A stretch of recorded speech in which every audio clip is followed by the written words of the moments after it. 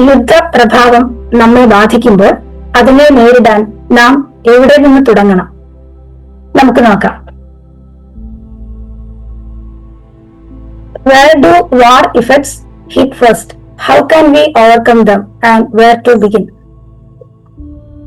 യുദ്ധപരിണതികൾ ആദ്യം ബാധിക്കുന്നത്, യുദ്ധത്തിന്റെ പ്രഭാവം ആദ്യം ബാധിക്കുന്നത് എവിടെയാണ്? അതിനെ നാം എങ്ങനെയാണ് അതിജീവിക്കുക? ആദ്യം നാം എവിടെ തുടങ്ങണം?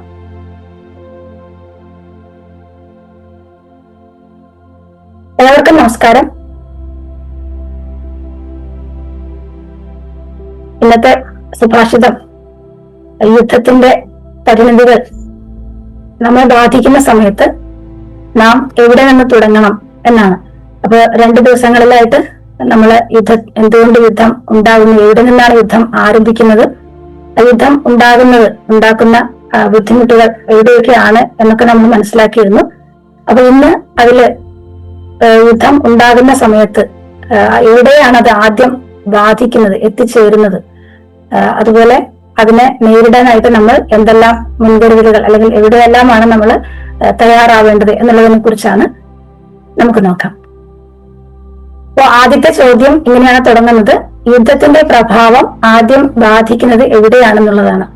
ശരിക്കും അതിന് നമുക്ക് വലിയൊരു അന്വേഷണമൊന്നും ആവശ്യമില്ല. കാരണം ഇപ്പൊ നമ്മൾ അനുഭവിച്ചു തുടങ്ങിയിട്ടുണ്ട് പാചകവാതക ദൗർലഭ്യം എന്നുള്ള രീതിയിൽ. അതായത് യുദ്ധത്തിന്റെ പ്രഭാവം ഏറ്റവും ആദ്യം ബാധിക്കുന്നത് തീർച്ചയായിട്ടും അടുക്കളയിൽ തന്നെയാണ്. അപ്പോ അതില് നമുക്ക് ഇപ്പൊ നമ്മൾ ആദ്യത്തെ ഒരു സെഷനിൽ പറഞ്ഞിരുന്നു, വിഭവ സമ്പത്തിനെയാണ് യുദ്ധം ഏറ്റവും ആദ്യം തകർക്കുന്നത് എന്നുള്ളത്. കാരണം നമ്മൾ വിഭവ സമ്പത്തിന്റെ കാര്യത്തില് എപ്പോഴും നമ്മൾ മറ്റ് ഇടങ്ങളെ, പുറത്തെ ആശ്രയിച്ചാണ്, പുറം രാജ്യങ്ങളെ അല്ലെങ്കിൽ പുറം പ്രദേശങ്ങളെ ആശ്രയിച്ചാണ് ജീവിക്കുന്നത്. എല്ലാ വിഭവങ്ങളും നമുക്ക് ലഭ്യമല്ല എന്നുള്ളതാണ് പ്രധാനമായിട്ട് നമ്മൾ ശ്രദ്ധിക്കേണ്ടത്. അതുകൊണ്ട് തന്നെ ഒരു യുദ്ധം ഉണ്ടാകുന്നു എന്ന് പറയുന്ന സമയത്ത് അവിടെ നിന്നുള്ള ഇങ്ങോട്ടുള്ള ചരക്കുകളുടെ ഇറക്കുമതി അല്ലെങ്കിൽ മറ്റൊരു സ്ഥലത്താണെങ്കിൽ അത് തടസ്സപ്പെടുന്നു എന്നുള്ളതാണ് സംഭവിക്കുന്നത്. അതുകൊണ്ട് തന്നെ സ്വാഭാവികമായിട്ടും നമുക്ക് ആവശ്യമുള്ള ഭക്ഷണം, അതുപോലെ ഇന്ധനം, അതുപോലെ അടിസ്ഥാന വിഭവങ്ങൾ, മറ്റ് ആവശ്യങ്ങൾക്കായിട്ടുള്ള എല്ലാ തരം വിഭവങ്ങളും ഇവിടെ തടസ്സപ്പെടുന്നു എന്നുള്ളതാണ്, അല്ലെങ്കിൽ അതിന്റെ കുറവ് നമ്മൾ അനുഭവിക്കാൻ തുടങ്ങുന്നു എന്നുള്ളതാണ് മനസ്സിലാവുന്നത്. അതുകൊണ്ട് തന്നെ യുദ്ധത്തിന്റെ പ്രഭാവം എന്ന് പറയുന്നത് ആദ്യം ആരംഭിക്കുന്നത് നമ്മുടെ അടുക്കളയിൽ തന്നെയാണ്. ഇനി അതിനെ എങ്ങനെ അതിജീവിക്കാം എന്നുള്ളതാണ് പറയുന്നത്. അപ്പോ നമുക്കിപ്പോ പാചകവാതക ദൗർലഭ്യം ഇപ്പൊ നമ്മൾ അനുഭവിക്കുന്നു.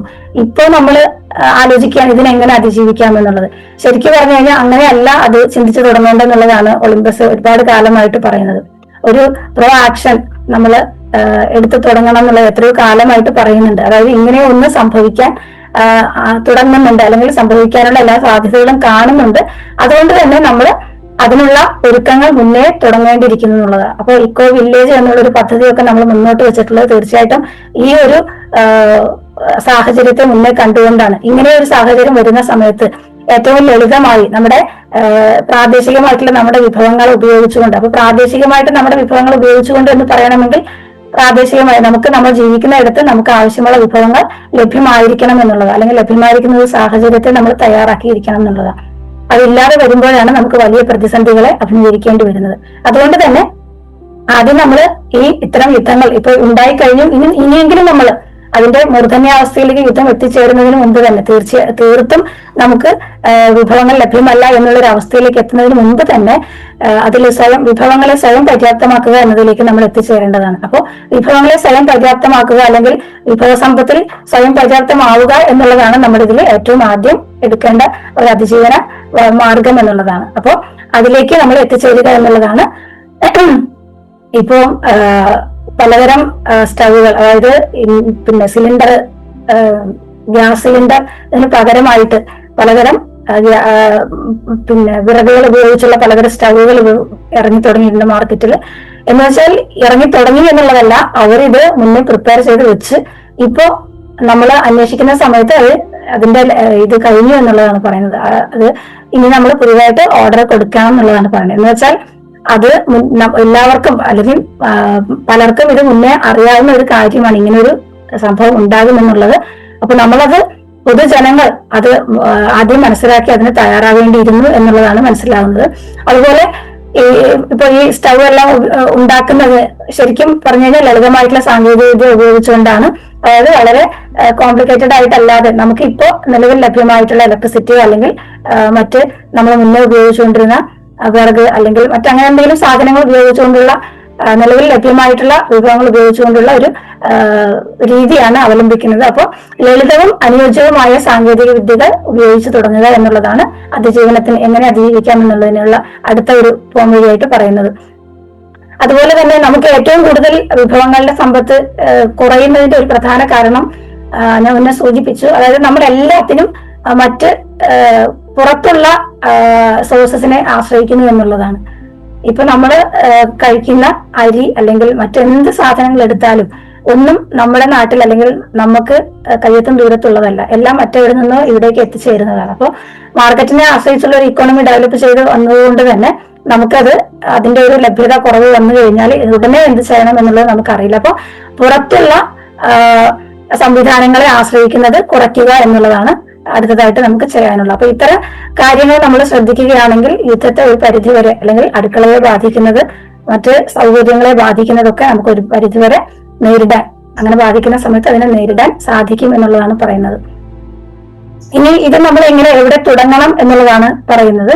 അപ്പോ ഇപ്പൊ നമ്മൾ കുറെ കാലങ്ങളായിട്ട് ശ്രമിച്ചുകൊണ്ടിരിക്കുന്ന ഒരു കാര്യമാണ് ഓരോ വീട്ടിലും ബയോഗ്യാസ് പ്ലാന്റുകൾ സ്ഥാപിക്കുക എന്നുള്ളത്. അതൊരു ലളിതമായിട്ടുള്ള സാങ്കേതികവിദ്യ ഉപയോഗിച്ചിട്ടുള്ള ലളിതമായ ഒരു മുൻകരുതൽ നടപടിയാണ്. അപ്പൊ അത്തരത്തിലുള്ള നമ്മുടെ വേസ്റ്റുകൾ ഉപയോഗിച്ച് അല്ലെങ്കിൽ മറ്റ് സൗകര്യങ്ങൾ ഉപയോഗിച്ച് അതായത് പുതിയതായിട്ടൊരു ചെലവ് ഉണ്ടാക്കാതെ എന്നാൽ നമുക്ക് പുറം ലോകത്തെ ആശ്രയിക്കാതെ അവിടെ നിന്നുള്ള ഒഴുക്ക് നഷ്ടമാകുന്ന സമയത്ത് നമുക്ക് തന്നെ എന്തെല്ലാം ചെയ്യാം എന്നുള്ളൊരു കാര്യത്തിലേക്കുള്ള ഒരു തയ്യാറെടുപ്പാണ്. അപ്പോൾ നമ്മുടെ അടുക്കള ആവശ്യത്തിനായിട്ട് ഇന്ധനത്തിനായിട്ട് നമുക്ക് ബയോഗ്യാസ് പ്ലാന്റുകൾ സ്ഥാപിക്കാം. അതുപോലെ ഭക്ഷണത്തിന് ആ സമയത്തെ ഭക്ഷണത്തിന് എന്നുള്ളതല്ല, അങ്ങനെ ഉണ്ടാകുന്ന സമയത്ത് ഇനിയെങ്കിലും നമ്മൾ അടുക്കളത്തോട്ട നിർമ്മാണം, അതുപോലെ നമ്മുടെ സ്ഥലത്ത് പരിമിതമായിട്ടുള്ള സ്ഥലമാണെങ്കിലും അവിടെ നമ്മുടെ ടെറസിലാണെങ്കിലും എവിടെയാണെങ്കിലും നമുക്ക് ആവശ്യമുള്ള പച്ചക്കറികൾ അല്ലെങ്കിൽ അത്യാവശ്യ സാധനങ്ങൾ വിളയുന്നത് പ്രാദേശികമായിട്ട് വിളയുന്ന കാര്യങ്ങൾക്ക് മുൻതൂക്കം കൊടുത്ത് അത് അത്തരമൊരു സംവിധാനം ചെയ്ത് തുടങ്ങുക എന്നുള്ളതാണ്. അത് നമുക്ക് നമ്മുടെ വീടുകളിൽ തുടങ്ങാം, അല്ലെങ്കിൽ നമ്മൾ പ്രാദേശികമായി നമ്മുടെ അടുത്തുള്ള വീടുകൾ അയൽക്കാരെല്ലാവരും ചേർന്ന് നമുക്ക് ഒരു പ്രദേശം ഉണ്ടെങ്കിൽ, എല്ലാവർക്കും സൗകര്യപ്പെടുന്ന ഒരു പ്രദേശം ഉണ്ടെങ്കിൽ അവിടെ ഒരുമിച്ച് കൂടി തുടങ്ങാം. അങ്ങനെ നമുക്ക് പ്രാദേശികമായിട്ട് അതുപോലെ നമുക്ക് തന്നെ വേണ്ടുന്ന പല സാധനങ്ങളും നമുക്ക് തന്നെ ഉൽപ്പാദിപ്പിച്ച് തുടങ്ങാം എന്നുള്ളതാണ്. അതുപോലെ നമുക്ക് പ്രാദേശികമായിട്ട് കൂട്ടായ്മകൾ അപ്പോൾ ഉണ്ടാക്കിയെടുക്കുക. അവർക്കിടയിൽ അപ്പോൾ ലഭ്യമായിട്ടുള്ള സോഴ്സുകൾ അങ്ങോട്ടും ഇങ്ങോട്ടും കൈമാറുന്ന തരത്തിലേക്ക് നമ്മൾ അത്തരം സംവിധാനങ്ങളെ മാറ്റിയെടുക്കുക എന്നുള്ളതാണ് നമുക്ക് ഇതിൽ തുടങ്ങാനായിട്ട് സാധിക്കുക. അതുപോലെ നമ്മുടെ നിത്യമായിട്ടുള്ള ആവശ്യങ്ങൾ നിറവേറ്റുന്നതിനായിട്ടുള്ള ഇപ്പം പിന്നെ പശു ഉണ്ടെങ്കിൽ അത് എല്ലാവരും തമ്മിൽ അത് ഷെയർ ചെയ്യുക, പാല് എല്ലാവരും ഷെയർ ചെയ്യുക. അതുപോലെ നമുക്ക് സോപ്പിന്റെ ആവശ്യത്തിന് നമ്മൾ എല്ലാവരും ചേർന്ന് സോപ്പ് നിർമ്മാണം ആരംഭിക്കുക. അങ്ങനെയുള്ള കാര്യങ്ങൾ, നമ്മൾ പച്ചക്കറി ഉൽപ്പാദിപ്പിക്കുന്നവരുണ്ടെങ്കിൽ അതെല്ലാവരും അങ്ങോട്ടും ഇങ്ങോട്ടും കൈമാറുക. ഇങ്ങനെയുള്ള കാര്യങ്ങളൊക്കെ എല്ലാവരും ഷെയർ ചെയ്യുകയാണെങ്കിൽ ആ യുദ്ധത്തിന്റെ കെടുതികളെ നമുക്ക് ഒരുവിധം നേരിടാൻ സാധിക്കും എന്നുള്ളതാണ്. തീർച്ചയായിട്ടും പ്രാദേശികതയുടെ ഒരു ഐക്യതയാണ് അവിടെ ഏറ്റവും ആദ്യം ആവശ്യമായിട്ട് വരുന്നത്. അപ്പോൾ വ്യക്തിപരമായിട്ട് അല്ലെങ്കിൽ നമ്മുടെ കുടുംബങ്ങളിൽ നമുക്ക് ഇത്തരം നമ്മുടെ മാത്രം വിഭവങ്ങൾ കൊണ്ട് നമുക്ക് ഒരു പരിധിവരെ പിടിച്ചു നിൽക്കാൻ സാധിക്കും. അതിനപ്പുറത്തേക്ക് നമുക്ക് പോകണമെങ്കിൽ, അതായത് ഇത് കാലങ്ങൾ നീളുന്നതാണെങ്കിൽ അല്ലെങ്കിൽ ഇതിന്റെ കെടുതികൾ നമ്മൾ കൂടുതൽ കാലം ബാധിക്കുന്നതാണെങ്കിൽ അതിനനുസരിച്ച് നമ്മൾ പ്രാദേശികമായ കൂട്ടായ്മകൾ സൃഷ്ടിക്കുക. അവരുടെ അല്ലെങ്കിൽ നമ്മുടെ പൊതു ആവശ്യങ്ങൾ ഏറ്റവും പ്രാധാന്യമുള്ളത് ഏതാണെന്ന് മനസ്സിലാക്കി അതിലെല്ലാവർക്കും എവിടെയെല്ലാമാണോ കൂടിച്ചേർന്ന് കാര്യങ്ങൾ ചെയ്യാൻ സാധിക്കുക അത് ചെയ്യുന്നതിലേക്ക് മുന്നോട്ട് വരിക എന്നുള്ളതൊക്കെയാണ് പറയാനുള്ളത്. അപ്പൊ ഇത്രയാണ് ഇന്നത്തെ ഒരു ചുരുക്കമായിട്ട് ഇവിടെ അവതരിപ്പിക്കാനുള്ളത്. അപ്പോൾ നമ്മൾ ഇനിയെങ്കിലും അത്തരം കാര്യങ്ങളിലേക്ക് ചിന്തിക്കുക. എന്തെല്ലാമാണ് ഉടനടി ആവശ്യം, എനിക്ക് എന്താണ് ചെയ്യാൻ കഴിയുക, അല്ലെങ്കിൽ എന്റെ ഫാമിലിക്ക് എന്താണ് ചെയ്യാൻ കഴിയുക, അല്ലെങ്കിൽ ഞാൻ താമസിക്കുന്ന ഒരു സമൂഹത്തിന് എന്താണ് ചെയ്യാൻ കഴിയുക എന്നുള്ള രീതിയിൽ ചിന്തിച്ച് അതിന് വേണ്ടുന്ന നടപടികൾ ഉടനെ കൈക്കൊള്ളുക എന്നുള്ളതാണ് നമുക്കിവിടെ പറയാനുള്ളത്. അപ്പൊ ഇതെല്ലാം നമുക്ക് മറ്റെല്ലാ വിഷയങ്ങളെയും പോലെ ഈ ആവശ്യം വരുന്ന സമയത്ത് എന്നുള്ളതല്ല, ഇപ്പൊ നമ്മൾ ആ പ്രതിസന്ധി അനുഭവിച്ച് തുടങ്ങിയിട്ടുണ്ട്. ഇനിയെങ്കിലും അതിലേക്ക് എത്രയും വേഗം എത്തിച്ചേരുക എന്നുള്ളതാണ് പറയാനുള്ളത്. അപ്പം ഇന്നത്തെ ഈ സുഭാഷിതത്തിൽ യുദ്ധത്തിന്റെ കെടുതികളെ എങ്ങനെ അതിജീവിക്കാം എന്നുള്ള ഒരു കാര്യത്തിലേക്ക് കൂടുതൽ ശ്രദ്ധയെ കൊണ്ടുവന്നുകൊണ്ട് എല്ലാവർക്കും നല്ലൊരു ദിവസം ആശംസിക്കണം. നന്ദി, നമസ്കാരം. തുടർന്ന് കാണുന്നതിന് മുമ്പായി ഈ വിഷയം ഇഷ്ടമായെങ്കിൽ ഒന്ന് ലൈക്ക് ചെയ്യുക, കമന്റ് ചെയ്യുക, ഷെയർ ചെയ്യുക. നിങ്ങൾ പ്രകൃതിയെ ഇഷ്ടപ്പെടുന്നുവെങ്കിൽ ഈ ചാനൽ ഒന്ന് സബ്സ്ക്രൈബ് ചെയ്യുക.